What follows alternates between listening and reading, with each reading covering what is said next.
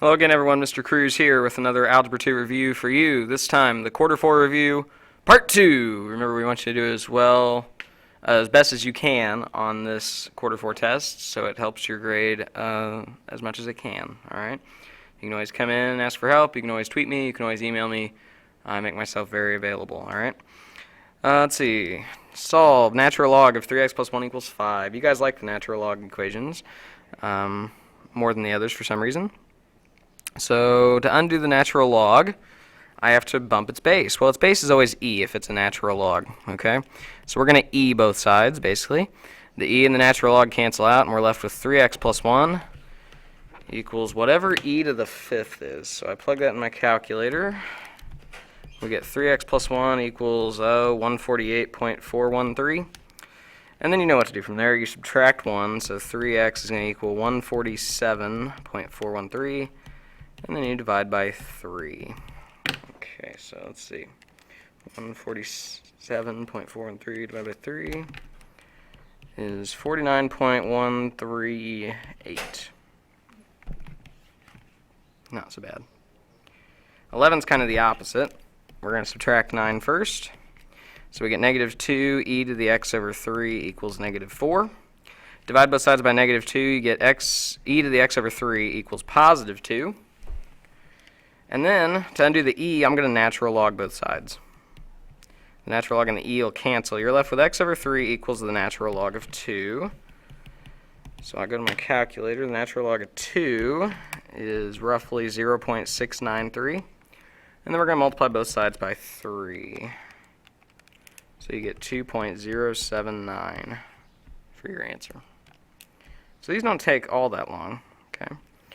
Number 12, determine whether the sequence is arithmetic. Well, we just need to see, are we adding or subtracting the same number every time? Looks like to get from negative 5 to negative 2, I'm adding 3. To get from negative 2 to 1, I'm adding 3. And to get from 1 to 4, I'm adding 3. So yes, it is arithmetic. And what's the common difference? Well, the common difference is 3. Okay. Find the 32nd term of the sequence. Well, let's see. We're subtracting 5 every time, right? Minus 5, minus 5. So this is arithmetic, which means in order to find the 32nd term, I have to use this little arithmetic sequence formula. I want the 32nd term. A1 is the first term, so that's 20. Our common difference is really a negative 5, so this actually becomes minus 5 times n is the number of term I want, which is 32. So we get 20 minus 5 times 31. Let's see, what is negative 5 times 31? You get 20 minus 155, which should give you negative 135 as the 32nd term of this sequence. Determine whether the sequence is geometric. Well, are we multiplying or dividing by the same number every time? To get from 8 to 24, it's times 3. To get from 24 to 72, it is also times 3. So yes, geometric. Clearly not arithmetic. And we call it the common ratio, which is 3. Okay. Write an explicit formula for the sequence. So it's A and R. So this is geometric. Okay. And did the other one ask for the formula? No, it did not. Okay. So for geometric, it's the first term times r to the n minus 1 power. Okay. So the explicit formula is just going to be 120 times 0.5 to the n minus 1. We're just plugging in those numbers. That's the explicit formula. Check. Now we have to find the fifth term. All right, so let's find the fifth term. A5 is 120 times 0.5 to the fourth power. And then you just plug that in your calculator. 0.5 to the fourth times 120 is 7.5. Okay. Number 16, determine whether the series is arithmetic or geometric. Then evaluate it. Negative 9 to 36, you're either adding 45, which is clearly not the case, or you're multiplying by negative 4, which seems to be the case. So this is geometric. Okay, so now that we know it's geometric, the series formula for geometric is the first term times 1 minus r to the n over 1 minus r. We know a1, that is negative 9. 1 minus r is negative 4, so we'll have to be careful.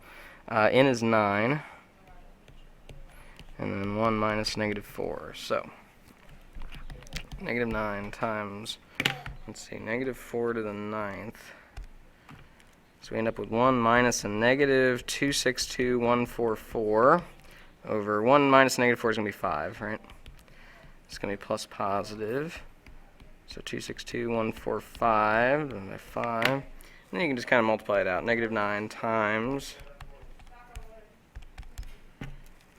and we get negative 471,861. That's what that series adds up to. Pretty small number. Oh, my favorite question on the review. In how many ways can you arrange 12 sweater vests on hangers in a closet? Well, I could put 12 in the first spot, 11 in the second, 10 in the third, and so on down. So this is just 12 factorial.